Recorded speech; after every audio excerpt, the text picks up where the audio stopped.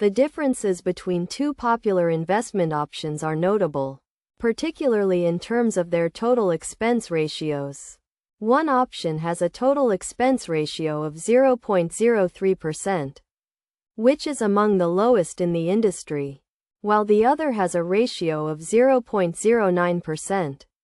This disparity may seem marginal, but it can have a significant impact on potential returns over time, as the charges associated with fund management, administration, and marketing fees can compound.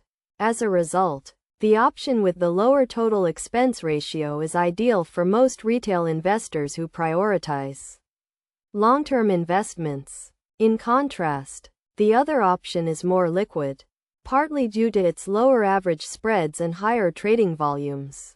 Liquidity affects the ease with which shares can be bought and sold, and it is measured by considering assets under management, average spread, and average daily volume. Higher liquidity allows for faster transactions at fairer prices, making it a better choice for day traders.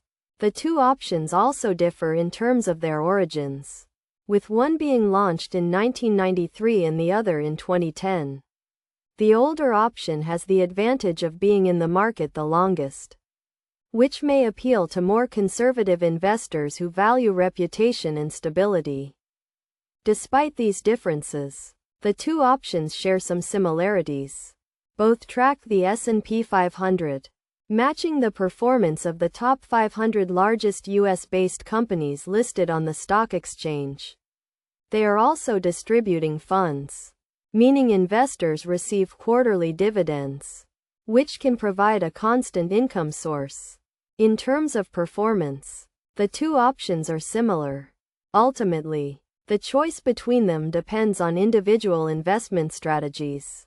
For a buy and hold approach, the option with the lower total expense ratio is more appealing, while for day trading, the more liquid option is preferable.